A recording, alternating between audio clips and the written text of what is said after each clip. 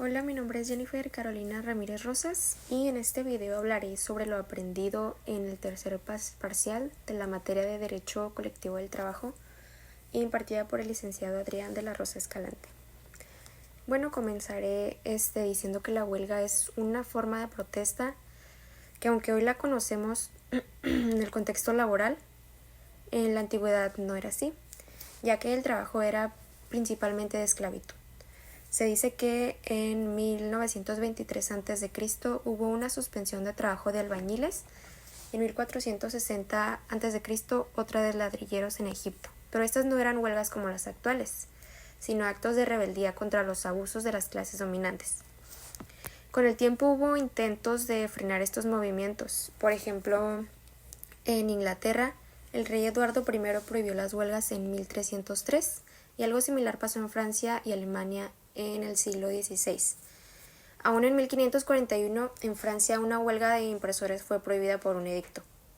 Todo esto nos muestra cómo las autoridades trataban de evitar las protestas laborales, pues no las veían como derechos. Durante la Revolución Francesa, la ley Chapelier prohibió la coalición y la huelga, pero en 1864 se permitió nuevamente en Francia. Y en el siglo XIX en Inglaterra también penalizaron la huelga, pero en otros países como Bélgica y algunos de América Latina no tuvo carácter delictivo. Luego, México fue pionero en incluir la huelga como derecho en la Constitución de 1917. En México, el derecho a la huelga fue reconocido en el artículo 123 de la Constitución de 1917. Antes de esto, aunque la ley prohibía las huelgas, ocurrieron varias, como la de los mineros en Pachuca en 1874 y las huelgas de Cananea y Río Blanco en 1906 y 1907, que fueron claves en la lucha obrera prerevolucionaria.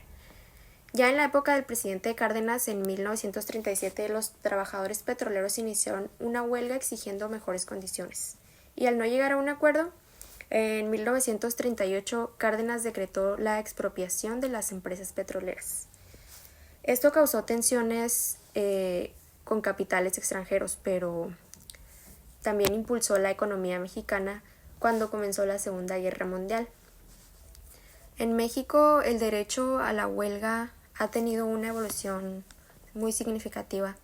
Inicialmente, distintos estados de la República como Guanajuato, Chihuahua, emitieron leyes para regular este derecho según la fracción 18 del artículo 123 de la Constitución. Pero, sin embargo, no fue hasta 1931 con la Ley Federal del Trabajo que se establecieron criterios uniformes para todo el país, creando una base sólida y conjunta.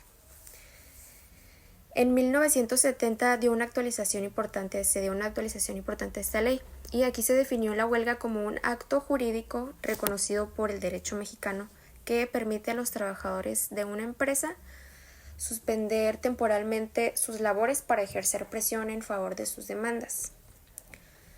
La huelga desde entonces no es solo una interrupción del trabajo, sino un derecho colectivo enfocado en mejorar las condiciones de los trabajadores y equilibrar las relaciones laborales.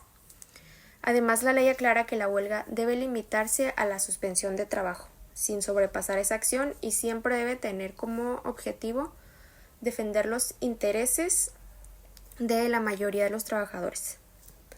Entonces, esto significa que debe ejecutarse únicamente con el fin de buscar un equilibrio entre el trabajo y el capital, como también se especifica ahí mismo en la Constitución.